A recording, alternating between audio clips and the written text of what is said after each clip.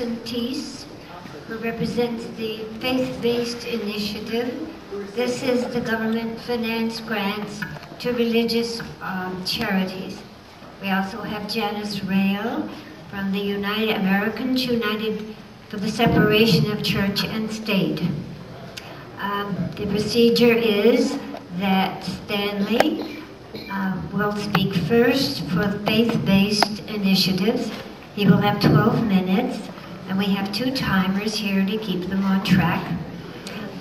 Then Janice will have a 2-minute response.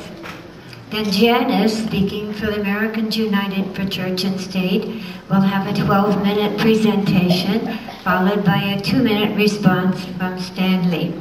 Then the floor will be open for questions. Mel Keynes will have the roving mic. Can you hear me now? Mel Keynes will have the roving mic, and then Bill Pye and Barbara Jacobson will have 3x5 cards on which you may write written questions to be submitted. Norma Khan has done a wonderful job of organizing this very interesting program, and she will introduce the speakers.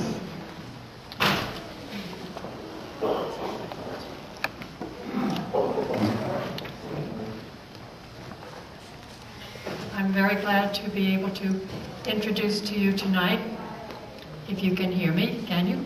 All right? No. All right. Spoke closer. All right. I'm glad to introduce to you tonight our 2 speakers, and I'd like to tell you a little about each of them. Stanley Carlton-Thies has a PhD in political science. He is a founding member of the White House Office of Faith-Based and Community Initiatives. He works with the Center for Public Justice, a nonpartisan, ecumenical, evangelical.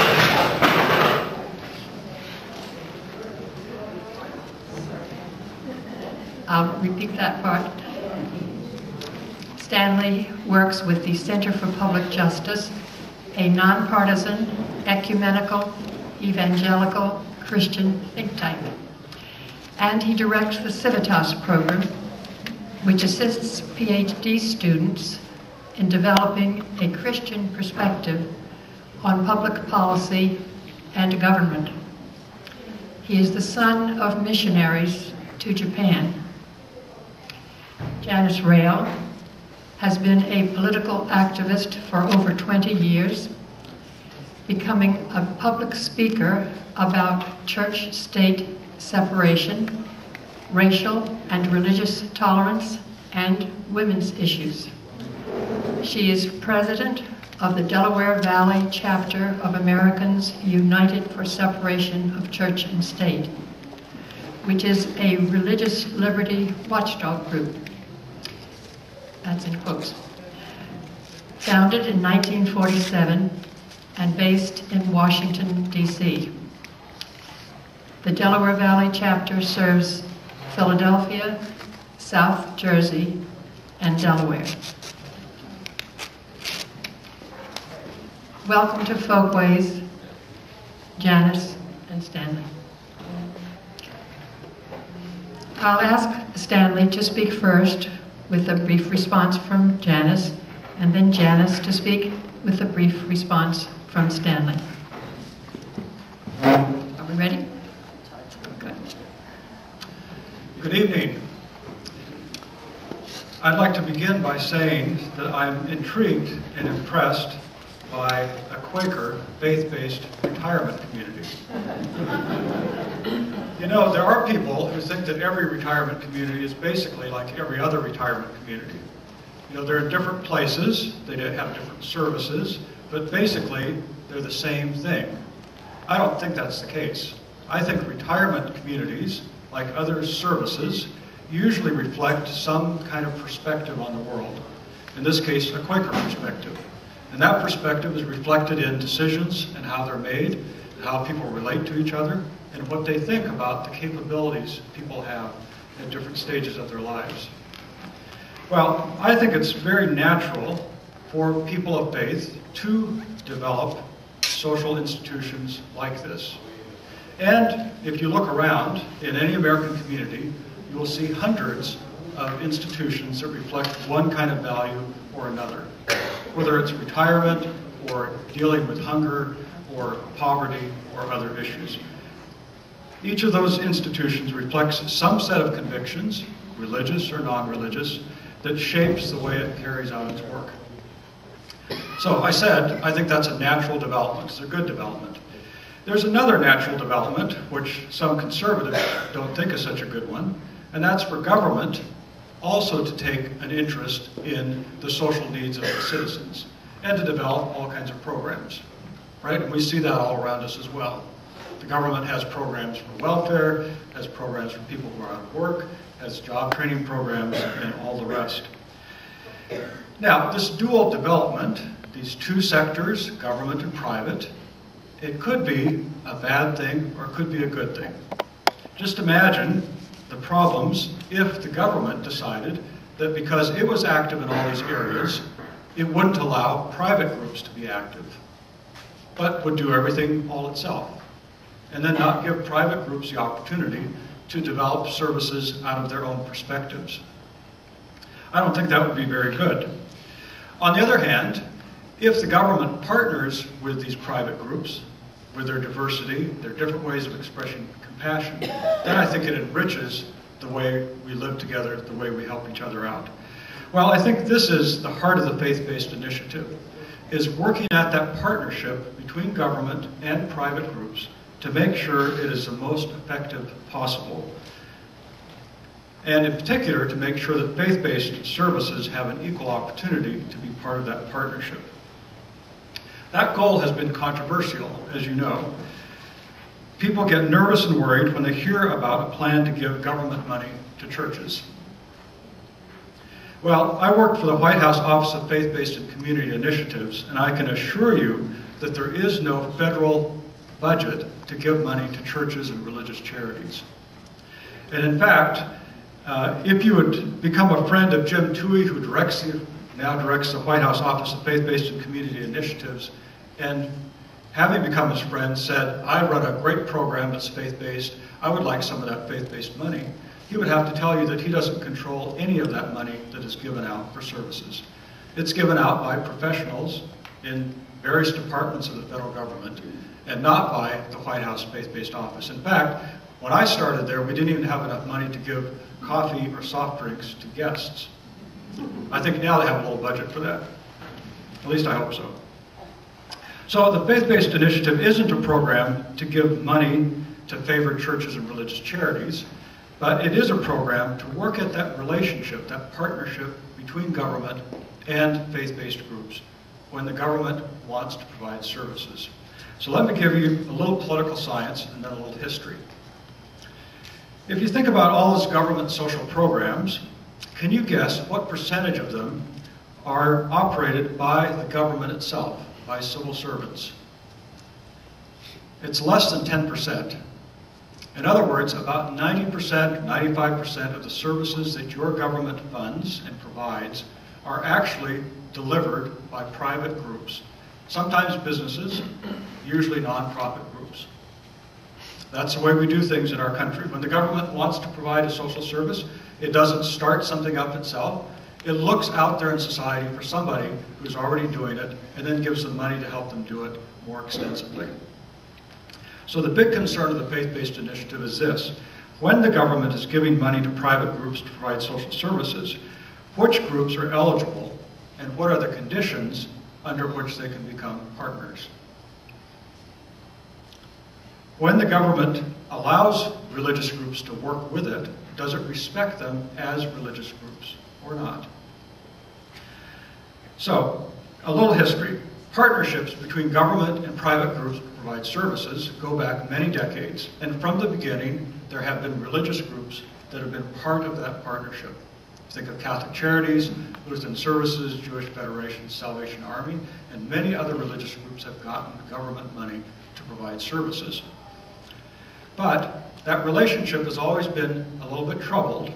People ask this, isn't it against the Constitution for the government to give money to those groups? Well, the way that constitutional worry was solved was to require those religious groups to be as little religious as possible if they were going to partner with the government. So the government did work with religious groups, but said, don't be very religious. That would violate the Constitution. Now, some people thought that was an okay system, that it worked all right. Look at all these groups that did good work and got government money. But I think it was a troubled relationship. And let me just give you two reasons why the faith-based initiative wants to go beyond that old system of saying, sure, the government can be a partner, but just don't be very religious. The first one is kind of a trivial example, but it'll show you the kind of problem. And it is that asking the government to work with religious groups, but to ask them to be non-religious, leads to arbitrary and capricious decisions. So here in the East Coast, Salvation Army, which often partners with government to provide social services, in one city was asked by a new mayor who came into office, asked to change their name because the mayor said, we want to continue to work with you, but we can't give money to something called Salvation Army. You have to become a different army if you want to work with us. Now, I think that's an arbitrary decision. The officials didn't think that the Salvation Army was doing anything wrong. They didn't ask them to change their policies. They didn't say you were doing something wrong with the money. They just said, we don't like your name. We think it sounds too religious. Well, what's too religious? That's kind of in the eye of the beholder. I think that's an arbitrary decision. It's happened to Jewish groups, it's happened to Catholic groups, it's happened to others. So that's one reason to change the policy, clear it up. The second reason has to do with the courts. The courts, over the last 20 years, have developed a new interpretation of the First Amendment that says the old kind of partnership is not quite right. You know, up until about 20 years ago, the U.S. Supreme Court said that the way the government could respect everybody's religious liberty and also not establish religion, that's the two requirements of the First Amendment, was for the government not to aid religion. That's why when government partnered with religious social services, it wanted them to be as religionless as possible, so it could work with them without giving money to religion. But over the last 20 years, the courts have said that's not a very good solution. It requires the government not to be even-handed when it's searching for service partners, but instead to look for the most secular or the least religious groups possible.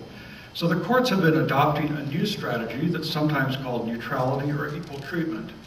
And this new strategy says that the government, when it chooses social service partners, ought to look for the best partners it can find, and not necessarily the least religious. It ought to look for who can do the work and who will respect the religion of people being served. A different policy. So that's what the faith-based initiative wants to respond to, is that new legal interpretation and to get rid of those problems in the old system.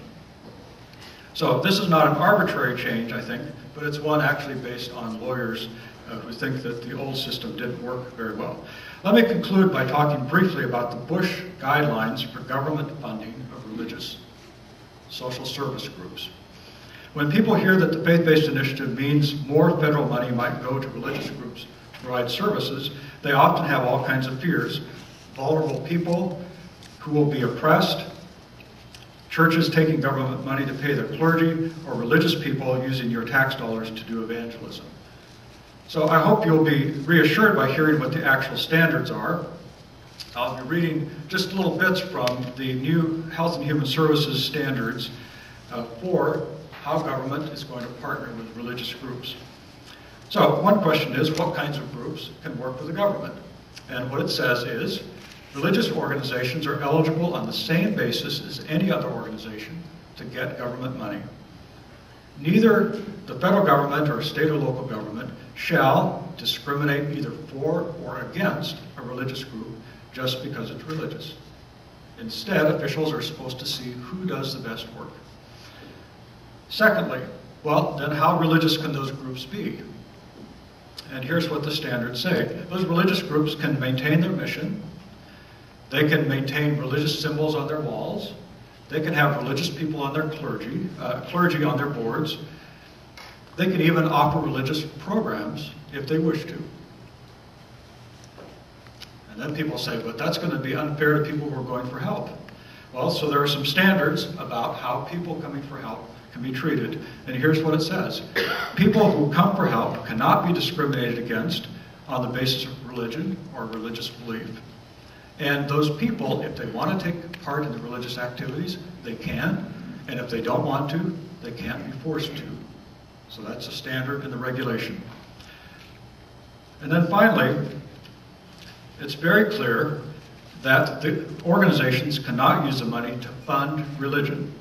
The government money, the contracts and grants cannot be spent on worship, evangelization, and scripture and things like that. So those are the standards that are part of the heart of the faith-based initiative. They're not arbitrary standards. They don't say these groups can do just whatever they want, but they are standards that try to create a more respectful relationship between the government and these private groups. So one last comment.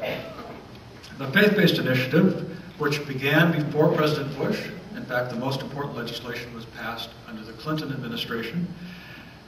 The faith-based initiative gives new opportunities, I think, for a better partnership between government and those many religious groups that provide social services with respect to people of all kinds of faiths.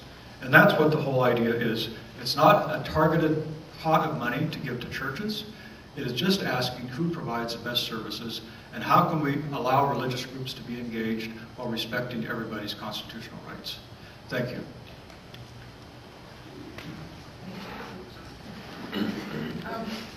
Dr. Carlton-Thies just read to us a regulatory standard. What he didn't let us know is about the actual practice that is going on in these organizations that are run with faith-based money. For example, in certain prisons in Florida, Texas, and Iowa, conversion to fundamentalist Christianity is the hallmark of the rehabilitation success. In a case in Detroit, a Catholic man was sent to jail rather than be forced to complete a Pentecostalist Christian rehabilitation program for drug and alcohol abuse. Oh, thank you very much. The judge had ordered this man to go to either rehab or to jail. The man was told by the Pentecostalists running the program that his religion, Catholicism, was witchcraft. He was not allowed to read his own Bible. He was not allowed to pray his own rosary. And he was told that if he did not kneel at the altar and declare himself to be saved, that he had not completed this drug and alcohol rehabilitation program. When he went back to the judge and said, "Your Honor, I would like to be moved to a different program," the judge said, "You have no commitment to your recovery," and sent the man to jail. And this is what we're up against when we're dealing with some of these faith-based programs. My opponent also mentioned that Mr. Towie, who is the head of the White House Office of Faith-Based Initiatives, is not traveling around giving money out. However, my research shows that he is. In certain states where Republicans need help in their campaigns, these are the states that are being singled out for large grants with tax-based money going right to religious organizations in the states where the Republicans seek the most help. Now, he talked about eligible groups and conditions and respecting them as religious groups. They want the opportunity to be able to discriminate based on their religious belief. If it is their belief that a gay person does not have a right to be employed by their organization, your tax money is being used to fund this particular religious belief. And this is one of the dangers that Americans United sees in the faith-based program. Thomas Jefferson said, "To compel a man to furnish contributions of money for the propagation of opinions which he disbelieves is sinful and tyrannical." George W. Bush said, "We want to fund programs that save Americans one soul at a time." It just shows how far we've come since this nation was founded. Our founding fathers created for us our Bill of Rights. It gives us all the freedom to follow whichever religion we choose or none at all. America was founded on the Constitution. And I notice in all of these talks of faith-based funding and faith-based initiatives, the Constitution seems to be left out here. And we have to remember what was written into our very first amendment, which was that Congress shall make no law passing regarding an establishment of religion or prohibiting the free exercise thereof. When a person is sentenced to a program where they have to change their faith in order to be considered a success in that program, they are not allowed to have free exercise of their own religious belief. Former President James Madison had expressed a desire to keep America free from religious strife. Our forefathers knew that the only way to guarantee religious freedom was to create a government that did not favor any one religion over another or suppress any religion. They knew that the separation of church and state was important because they knew the viewpoint of the majority had the potential to oppress the minority. My opponent gives us an example of how the majority wants to spread its particular values. And this is why Americans United feels that church-state separation is so important. Let me give you another example of a faith-based mishap. One couple's experience with their own faith-based program, they had gone to a local food bank to obtain meat. They were desperate, they were out of money, they were out of hope, they'd pawned all of their belongings. When they finally broke down, went to the food bank, they were given some stale and moldy food they couldn't even eat. They were told to come back the following Friday to an outreach center so they could receive some meat. When they returned that Friday to pick up their meat, instead they were handed little tickets, and they were told they should save the tickets if they wanted the meat. Then they were seated in a small auditorium, much like this one, only there was a big flag of Jesus Christ above the stage. And there was a Christian music band playing, and most of the audience started to clap and praise Jesus. Now this woman and her husband were not Christians, and they were appalled that they had to sit through a religious program in order to get meat. The couple left, rather than stay seated while being preached to about a God that they did not believe in. They resented not being warned or asked beforehand if they were willing to sit through a religious service in order to obtain the food that they were so desperate for. This couple chose to go hungry rather than be proselytized to. And this program was funded with federal tax dollars. This is just another example of an unconstitutional activity that is occurring in these programs. Now, America does have a system of checks and balances. Our founding fathers created that for us. We have the balance of powers. The legislative branch makes the laws, the executive branch enforces the laws, and the judicial branch interprets the laws. When President George Bush, in December of 2002, used an executive order to create the White House Office of Faith-Based Initiatives, he overrode the system of checks and balances. And he went as far as to mention how he circumvented Congress in several speeches. He bragged to audiences how he acted on his own when his plans were stalled in hearings. And now, as a result of Bush's actions, federal agencies have begun to use regulatory measures to enact sweeping policy changes in the areas of civil rights and church-state separation. And these are drastic changes. They've had a dramatic effect on how our government's most important social service programs are administered. And this is all without a congressional mandate. This is something Bush started on his own. Americans United considers the faith-based initiative to be an unconstitutional scheme which funnels federal tax dollars to churches and religious groups. It's an unprecedented merger of church and state. Without Congress, Bush created this special office with the intent of subsidizing social programs that are administered by sectarian religious groups. Now, with the relaxation of rules under charitable choice and the faith-based initiative, it has weakened the separation of church and state in America. The taxpayer is now in the position of sponsoring everything from religious ministry to forcing families to alter their own faiths, to engaging in workplace discrimination, to promoting partisan politics. Without congressional oversight, carelessly disregarding American history, tradition, and legal precedent, Bush has pushed our country into uncharted territory. And the basis for his faith-based effort is a very controversial idea called charitable choice, which was created by Senator John Ashcroft in 1996. Charitable choice had the purpose of changing existing law and some welfare programs to allow church groups to receive taxpayer money that was formerly earmarked for non-religious social service organizations. With the creation of charitable choice, religious organizations and ministries were now allowed to receive government funding without the protections usually found in government programs. Typically, the government may not pay for such things as job discrimination and religious coercion.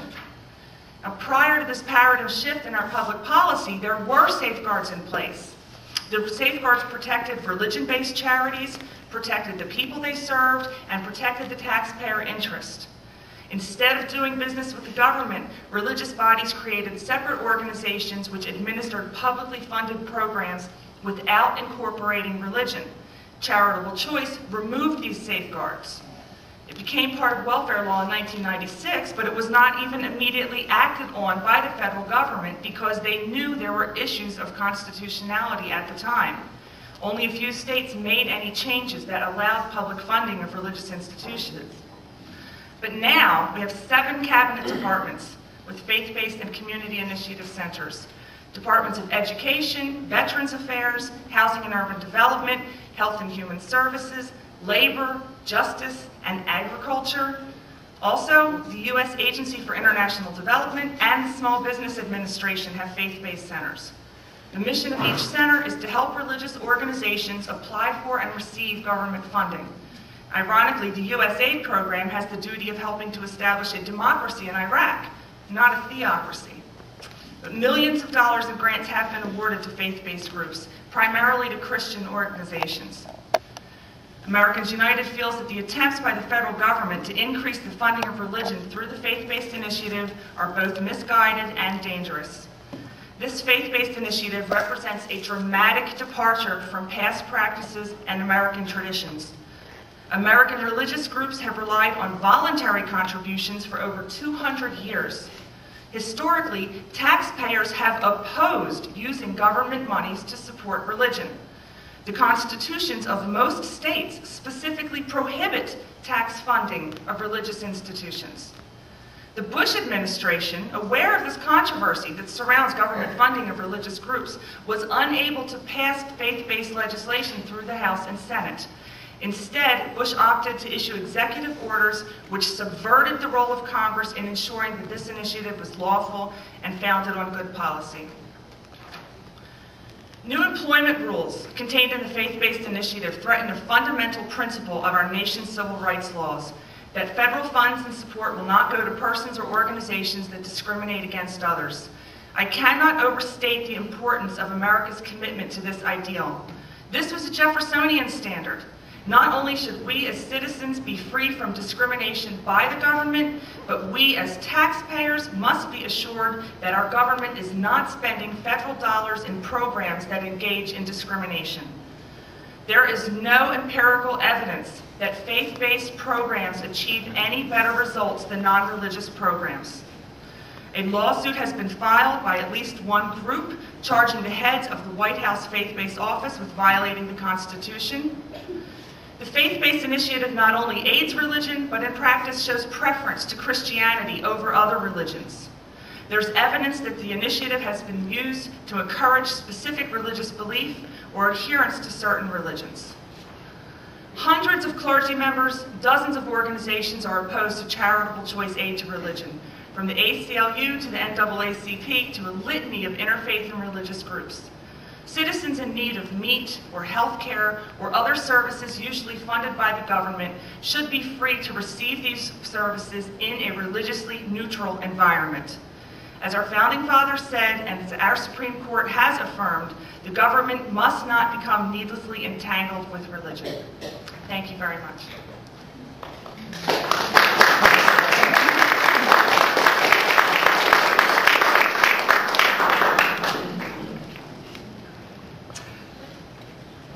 Yeah, I'll just make a couple of brief comments because I'd like to hear what the audience wants to say. And one of them is that I don't think it's ironic at all that USAID is supporting democracy in Iraq and not theocracy, because a faith-based initiative is not a program for example, government-sponsored prayer.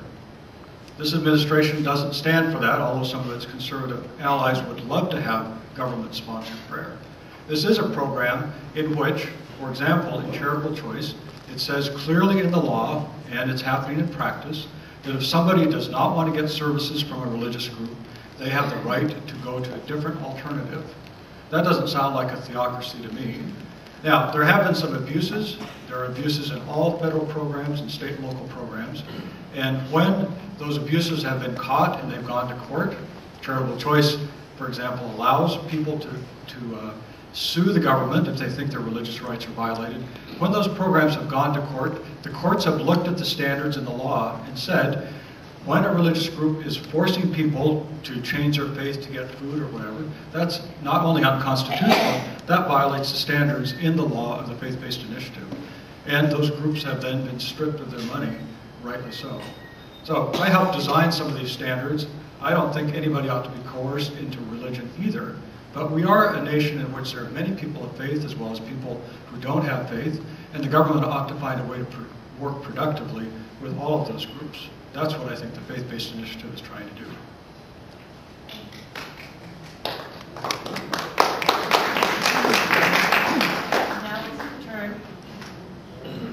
Now it's the turn of everyone in the audience. We ask that you include with each of your questions the name of the speaker to whom the question is addressed, if it isn't addressed to both speakers. I'll screen the question cards that come in only to avoid redundancy in the written questions as compared to the oral ones that have already been asked. And I'll signal the speaker if he or she begins to exceed the time limit for their answers. Do you have any questions about this procedure? Do we have the names of the speakers again for people who are writing the questions? Certainly. Dr. Stanley Carlton-Thies, which is Thies. That could be abbreviated, don't you think? It could just be Stanley. That's okay with me. Stanley's fine. We'll go by first name here. And Janice Rael, Janice-Rael. I think initials will do it in that the initials are so different. Right? Fine. Now we have members of the Current Issues Committee who will be picking up your questions that are written. Meanwhile, we invite your oral questions. And we have a number of hands here. So, I would like to remind you to talk into the mic at the end and be careful not to turn it off with your thumb. That did it.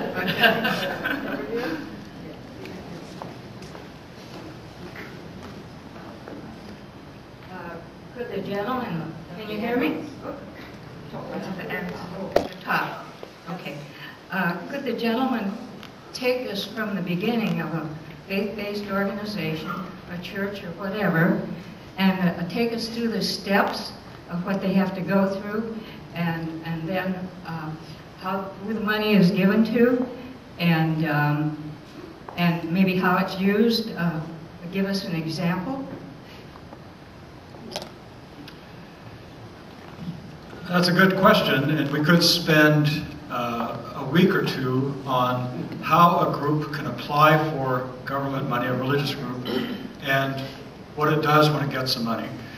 The short answer is that that group does what any other group does. So, like I said, the government doesn't provide hardly any services itself. So when it wants health services to be provided in the community, the government puts out an announcement that says, we're looking for groups to provide a certain kind of health service in this community. So you can apply for money to provide that service. And anybody who gets the announcement, who thinks they can provide the service, has a chance to apply for it.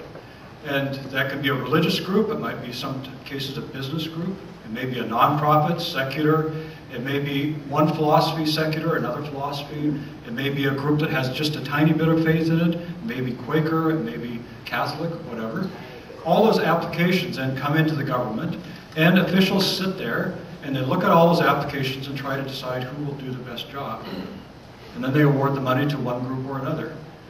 And once the money's been awarded, then the group is required to fulfill the contract, provide services, 1,000 patients who are helped with, their blood screening or cholesterol screening. And if they don't do it, then they have to pay back the money or have some kind of a penalty. And that applies to religious groups, it applies to secular groups, it applies to businesses and nonprofits. That's the way it happens.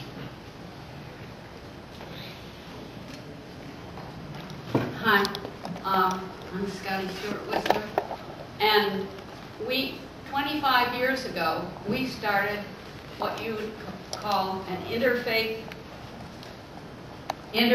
coalition of food centers. It was the Ecumenical Caring Coalition, and I was the coordinator for quite a few years.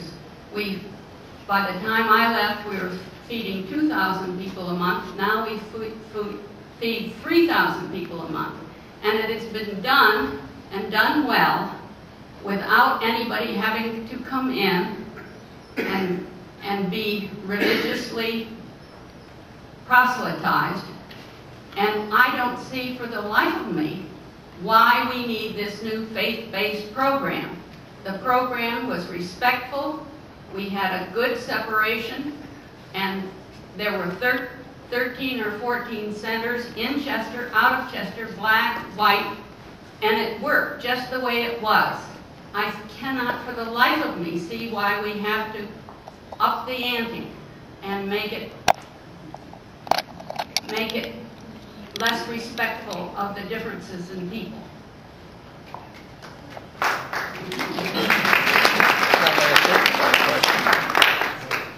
Well, exactly as you said, in many cases these partnerships have worked just fine. In other cases they worked fine until a newspaper revealed that an interfaith group, a religious group of some kind, was involved, and somebody's brought suit, and officials have said, oh, wait a second, we're not allowed to work with a religious group, we have to stop it. So I think the problem here wasn't that there weren't great partnerships going on in many cases, but they were also vulnerable in other places. Some states are very friendly to faith, some are very unfriendly to faith, some federal officials were very friendly, some were very anti-faith. And so the effort of the faith-based initiative is to create a set of common standards that indeed, in black and white on the paper, says you cannot use this money to proselytize. And if groups are doing it and they get caught, they're going to be in big trouble. Question. We've talked about violating the Constitution, and my question is that if the President, by executive order, has usurped the rights of Congress or violated the Constitution, why, via due process of law, haven't we taken access to the courts to get these declared unconstitutional? That is currently being addressed. A group called the Freedom from Religion Foundation has a lawsuit that is currently pending. I had some communication with them last week. The lawsuit is still pending, stating that this is an unconstitutional act in part because Bush went around Congress and didn't give Congress its responsibilities to decide if this was a good law or not. It's up to Congress now to exercise its oversight responsibilities and to step in and examine these programs that were created by the executive order. We don't even know if this is going to last through the next election or not, if these faith-based standards are still going to be in place or not. Can I add something? You know, it sounds like a drastic thing to have an executive order, but it is very limited what presidents can do. And one of the things that has been done by executive order are exactly the standards on non-discrimination in federal contracting. Is an executive order originally from President Roosevelt and then strengthened with President Johnson and so on. That's an executive order. Congress didn't pass that. But Congress can say, no, that's wrong, we want to change things, and then if they do, there's a difference. The President has taken action by executive order. One of the most important things he has done, these faith-based offices have done, is actually to put into practice what the last Congress said ought to be done. Remember, charitable choice was passed 4 times before Bush ever came into office, and the government had sat around and had done very little with it. So one thing Bush said is, Congress has said this is the way we should change things. He now passed some regulations. And the equal treatment regulations that he passed by executive order basically mirror the charitable choice standards that Congress itself adopted. So I don't think that here's a wild cowboy going off into the blue, just doing things arbitrarily. Hello, I'm Cully Miller, and I am a social worker. And I've been impressed through my lifetime of working with poor people, how terribly vulnerable they are. They're not experienced in speaking up for themselves generally. Sometimes they're enormously naive about how they're losing benefits that they could be eligible for. They don't have the strategies, the education to know what channels to use to speak for themselves. And I'm wondering if there's any protection built into any of these regulations. I have to doubt that it's possible that anyone could ever think of a way to protect the vulnerable people who are seeking these services. Please give me some hope that there's some protection built in. Before we continue, we suggest that we not have applause times during this question period because we're having so many good questions. The applause perhaps will take up some time we need for the answers. Thank you. I'd like to answer what she said. I wish I had some hope for you to say that there was evidence that these groups were not using these funds to proselytize, or that there was any kind of better advantage for going with a faith-based group than a secular group. One local example, recently in Philadelphia, AIDS funding was shifted from professional service organizations to what they called spiritual foundation service organizations. An AIDS client who was seeking a home health care assessment called this organization that was recently funded with money from Philadelphia's Faith-Based Initiative office. When the home health care aide arrived at his house, they gave this AIDS patient a spiritual healing where they actually laid their hands 6 inches away from the patient's body, ran their hands up and down this person's body for over 20 minutes, praying and saying this was a spiritual massage. This AIDS patient eventually had to contact another agency to be assessed for his home health care needs. And this is just one example of the abuses. My opponent has said there are regulations in place and that these guidelines must be followed. They are not being followed. And in many cases, there is no alternative to the agency. In my area, where I live in South Jersey, if you need assistance with your bills, you can call Catholic Charities or you can call your local government agency. Your local government agency will only help you if your income is below the poverty level. If you have any income above $800 a month but still can't meet your bills and you want some kind of assistance from an agency, Catholic Charities is the only agency you can go to. And no, they don't sit there and tell you you have to be a Catholic to get our services. But while you're sitting in their office, you have to look at their crucifix. You have to look at the palm branches above their pictures. Now just imagine if this was the Satanist social services, and you had to look at a picture of Satan, and you had to see some verses from the Satanic Bible hanging up on the wall. Now they're not telling you you have to worship Satan, and they're not preaching to you about Satan. But you're still there in full view of the satanic iconograms that are up on the walls and that are surrounding the office. So it's not a direct proselytization, but it still happens. The influence is still there. I have a question for Stanley. If I understand what you said, there are a number of federal agencies that are distributing money to the various faith-based institutions. Is that correct? No, housing, education, and several others, is that right? Well, my question is, first, how are these institutions that get the money accounting for the money they receive and how they spend it? Yeah. So, And secondly, I'd like to know, what is the total amount for the last year which has been distributed to faith-based institutions? in answer to the second question, the truth is that nobody knows. Because, and why is that? Because on your behalf, the government does not track which organizations it gives money to are faith-based and which ones are not. On your behalf. So if you talk to a grant manager and ask them how much of your money went to faith-based organizations, because I did it, You know what they do? They look at the names of the organizations and try to guess, is it a faith-based organization or not? So if it says Good Hope, is that religious?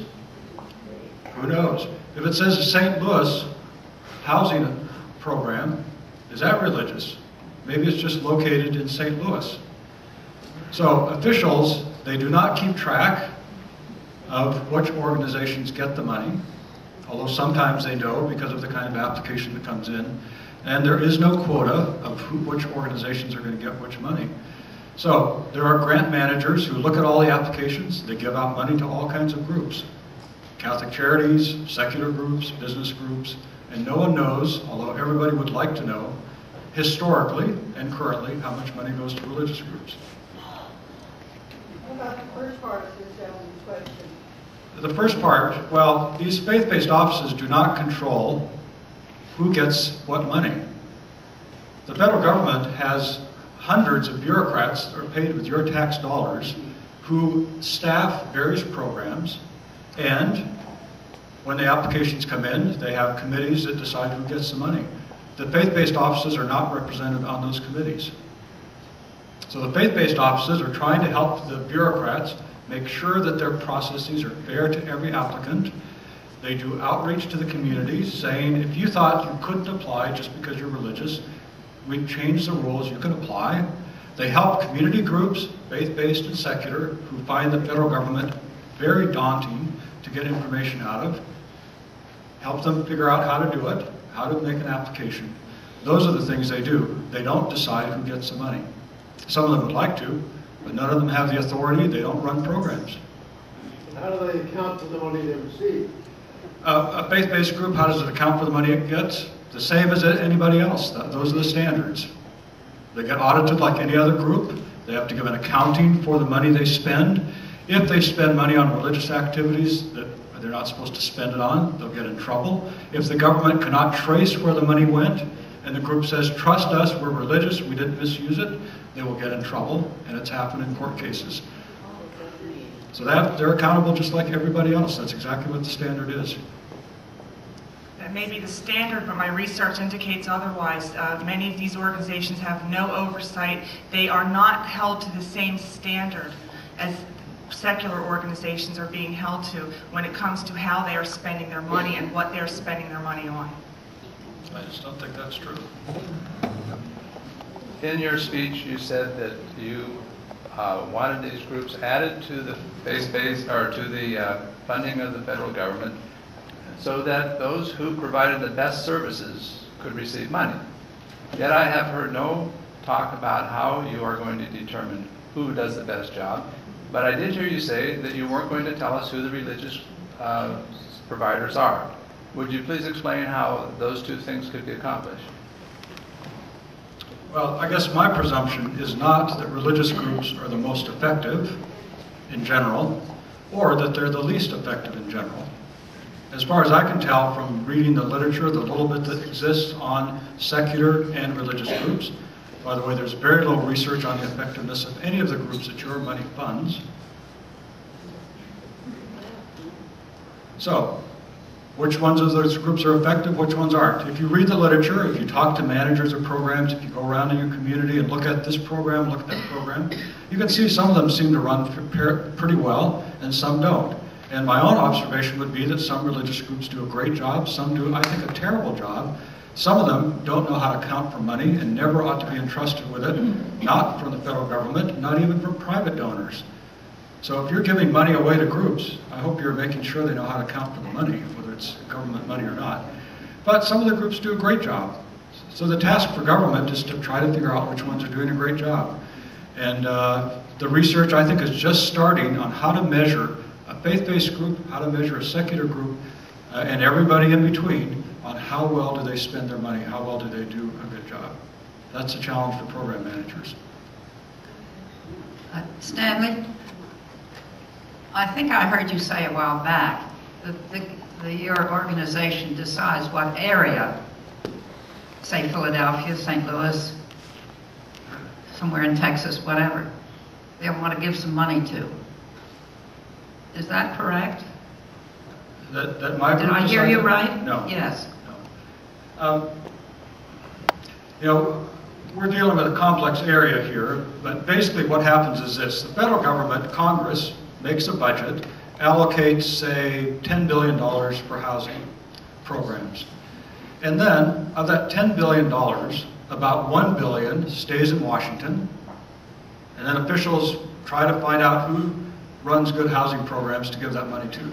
The other $9 billion goes to states and local governments, and they decide who they're going to give the money to. Here in Philadelphia and Chester County, around the country, almost all federal money, 80–90%, goes to state, local governments. They give it out, sometimes without sufficient controls, sometimes violating federal standards. That's what they do. But the federal government gives out a little bit of money, and when it gives out money itself, it typically runs a competition across the country and asks people to apply for the money. And then some officials do a good job, or not a very good job, deciding which of those groups is going to get the money. Before we continue with any of the oral questions, I'd like to read some of the written ones. Many of the will be welcoming your response and response to the response. This is for you, Stanley. Would you please review what are the basic reasons why the present governmental coverages should be supplanted? If I understand the question correctly, you know, as I said, the government, federal, state, and local, runs very few programs of its own. It gives money to others. And often it changes who it gives the money to. Why? Because the group it was giving money to didn't do a very good job? Because the director of the secular nonprofit went on a trip to Tahiti? Things like that happen in Washington, D.C. all the time. Secular groups, religious groups that abuse the money. So officials give the money to a different group. Or Congress changed the standards of the program and said, now we want you to use a different kind of method, and all the groups that got the money in the past don't know how to do that. So now new groups become part of it. So the government all the time is changing partners. The question is, for the faith-based initiative, and which is also concerned about small community groups, is do these other groups get a fair shake at competing for that money? I think it's that simple. And there are plenty of cases, if you talk to grant managers at the federal level, of rank prejudice against religious programs merely because they were religious. And that doesn't seem right under the Constitution. Now, I don't think those groups ought to get money just because they are religious either. The question should be, how will they spend the money? Will they be accountable for it? And will they treat people they're serving with dignity and within the constitutional standards? Those ought to be the questions. And I think the faith-based initiative is trying to force those questions into the grant-making process. And what my opponent refers to as discrimination against religious groups is really not discrimination against the group. It is government neutrality towards religion. Neutrality is not discrimination. They are concerned about the things such as city contractors being ordered to provide benefits to gay couples. And then there are these anti-discrimination laws. The faith-based groups cannot rightly hire gays in their organization if it violates their religious beliefs, but cities and states have these measures already enacted.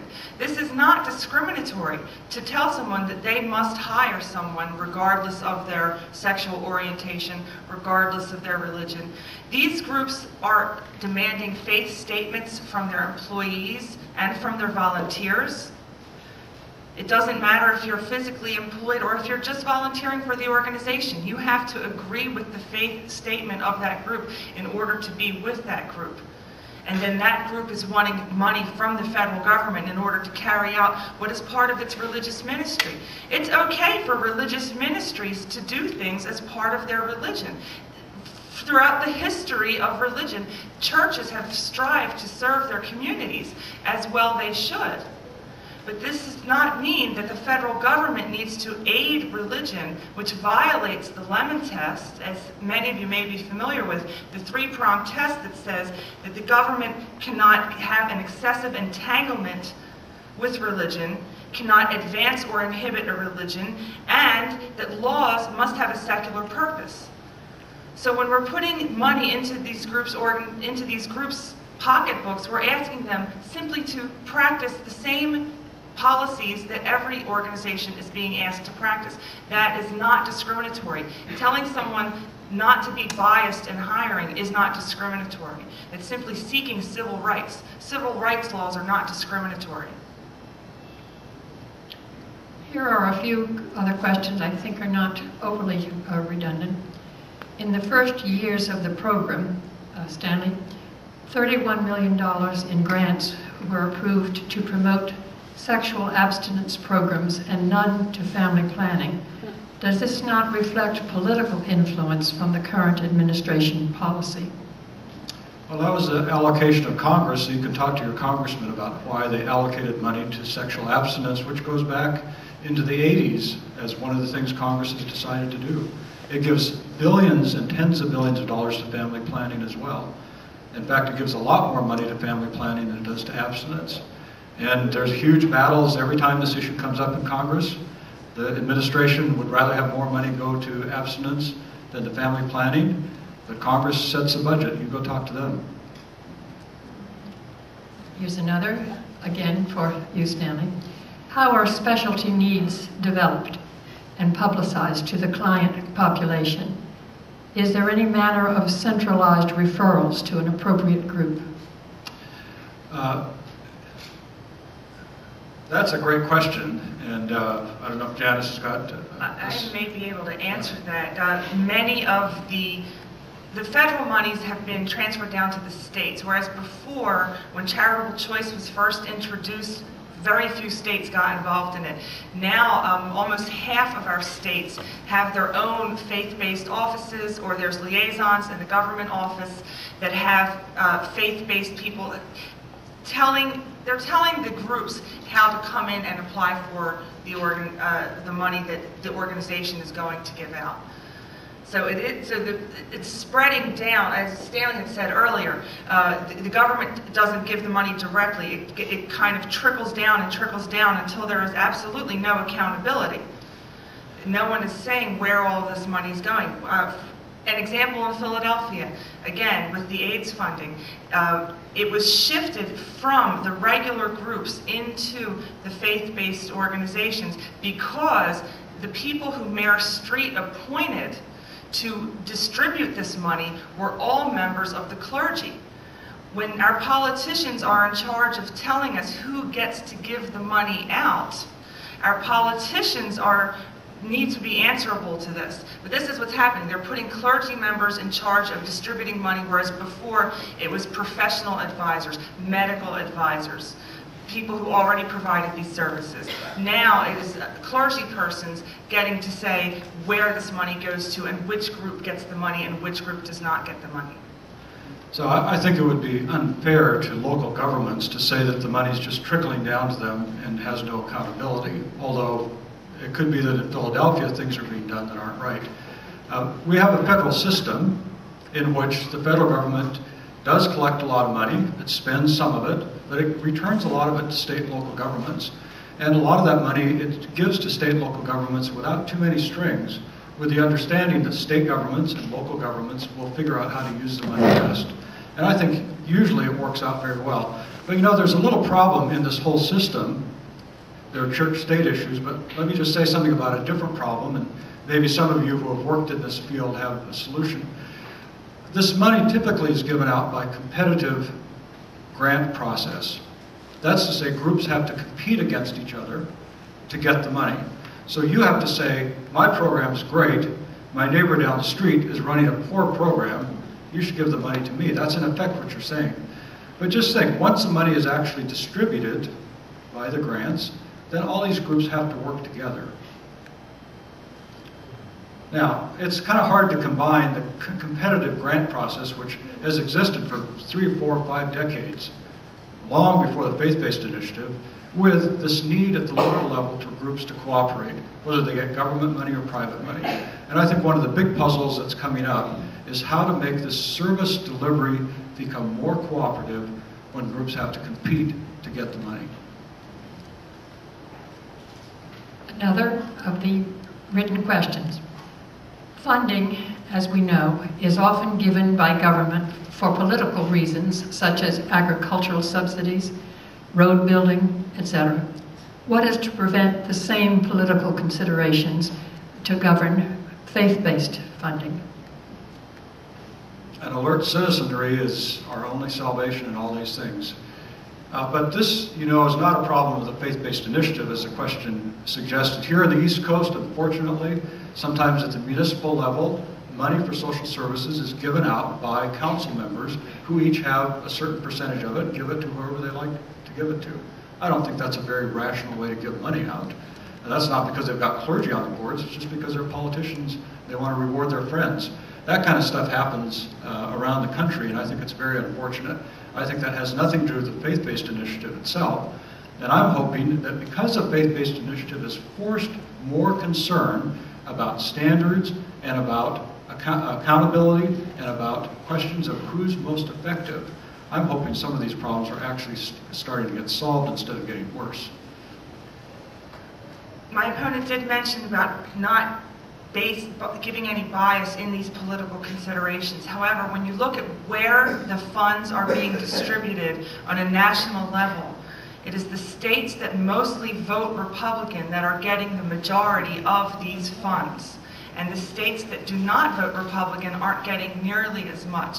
So there is evidence showing that there's political partisanship at play here. We have another question from the floor. My name is Ed, and I'm directing the question to Janice.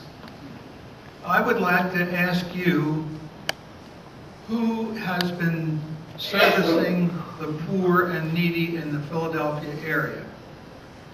Has it not been the churches that have gone in there and supplied used clothing, used food, used everything? Now, how would you distribute this excess food, excess clothing, excess money and things that, with the government handing it down? Would you set up a new organization? And if so, wouldn't that be more bureaucracy? And wouldn't the money be spent paying people to do this, which is now being done on a voluntary, free basis by many, many people? Well, as I said before, churches, what they do as part of their ministry, that is part of their ministry, part of their outreach to the community. Organizations that serve the community need to be religiously neutral. There's an example of a local homeless shelter in Philadelphia that is run by members of one specific religion. It's similar to what I said about Catholic Charities. You go in there, you have the religious icons on the wall. It's not religiously neutral. A person who does not share these religious beliefs is still going to be subject to them. If I were to create an organization, it would simply be religiously neutral, to be able to not impose on anyone's religious beliefs, to say your belief is good and your belief is good and your lack of belief is good. It doesn't matter what you believe. We're all here to serve the community in the same way. So I don't know if I'd be able to favor a group, unless it seemed to be doing an extraordinary job. I'm not sure what you're saying as far as would I deny them funding just because they're religious? No. Not at all. There are already religious groups who get funding, and they do this by creating separate organizations that utilize the money without incorporating religion, such as, say, a Catholic Charities group, Salvation Army. They have been getting government money for many years, but they do not allow preaching as part of their program. Under the faith-based initiatives, you're allowed to have preaching as part of your program. Things have changed now. This is different than what we've experienced before. How would you distribute the money? How would I distribute the money? As evenly as possible. And keep it out of, I'm not a politician. Well, you're acting like one. sounds like the subject of another program, perhaps. And maybe we should all decide what would we do. There's one more question before we, perhaps before we end, which asks for something rather specific that I think has not been in some of the answers so far. $100 million was granted through the Access to Recovery Drug Treatment Program. To which religiously oriented charitable organization was this money granted? I don't know whether we've had an exact answer like that. These are great questions because you folks have been thinking about this a lot and know a lot. Access to Recovery is a new federal program for drug treatment, and it has basically two ideas. One of them was the idea that there are a lot of groups out there that play some role in drug treatment that are very religious. But because they're very religious, they don't do drug treatment in the way that traditionally funded programs do it. And for that reason, they never got federal money to provide drug treatment. They just did a different style. So that was one idea. The president wondered if there was a way to include them in drug treatment services.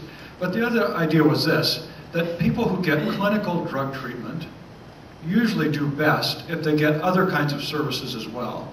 You know, halfway house, 12-step program, whatever. Well, it happens that under court decisions, 12-step programs are considered religious,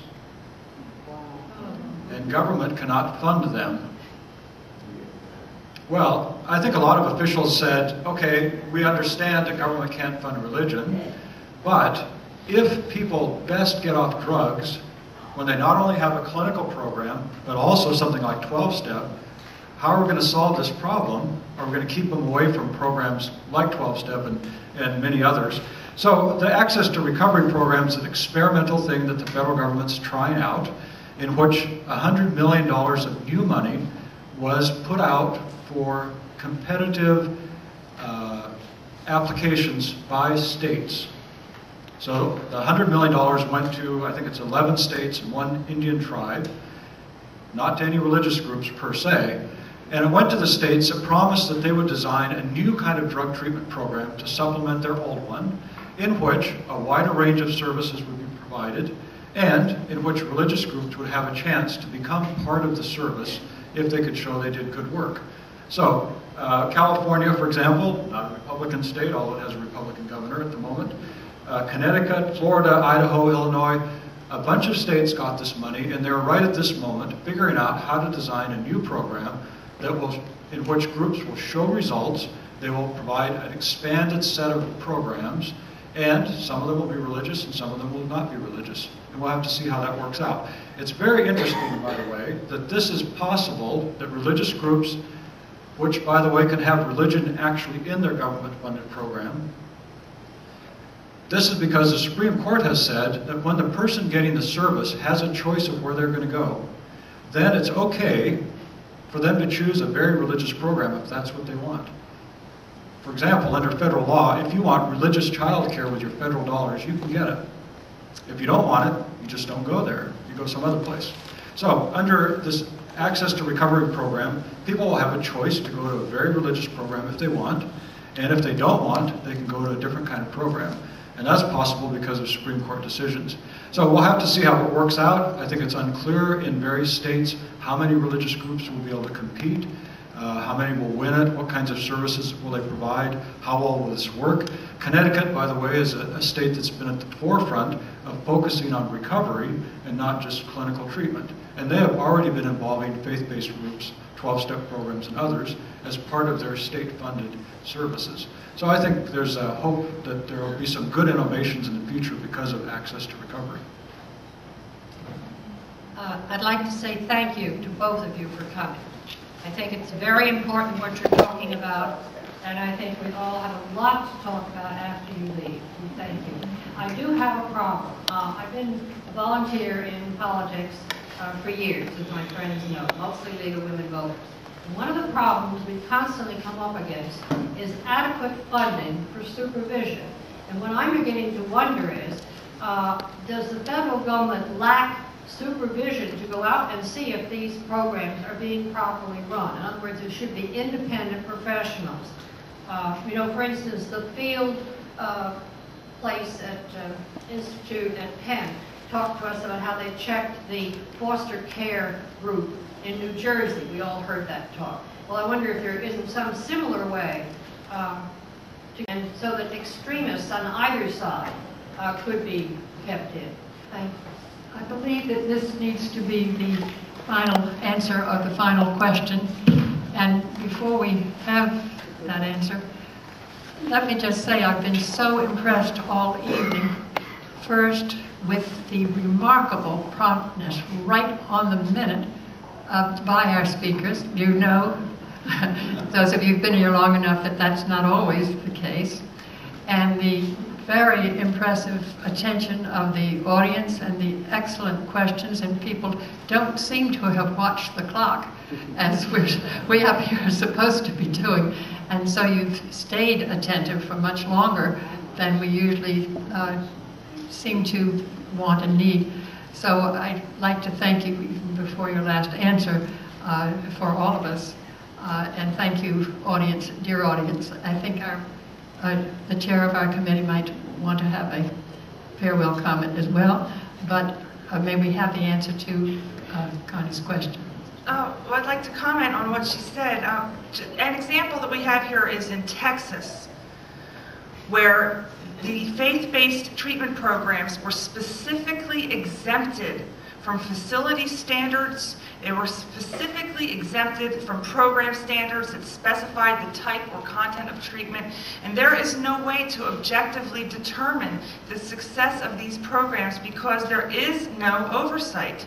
They are allowed to be exempt from this because they're faith-based organizations. These laws are new. This is a new program, and this is what your tax money is paying for right now, for programs that we don't know if they're working or not. And the judge can tell you that if you didn't adhere to the Pentecostalist religion, that your Catholic form of recovery just isn't good enough. Well, we thank you for coming. We thank our guests. We did not put up signs to tell you who they are, unfortunately. To repeat their names, Janice Rael, and your first name again? Stanley. Stanley. That's that long last name. Thies. The last name's Thies. Thies. And thank you for your excellent questions. Now there is literature on the table back in the corner if you would like further information. Thank you again for coming. Thank you for having me.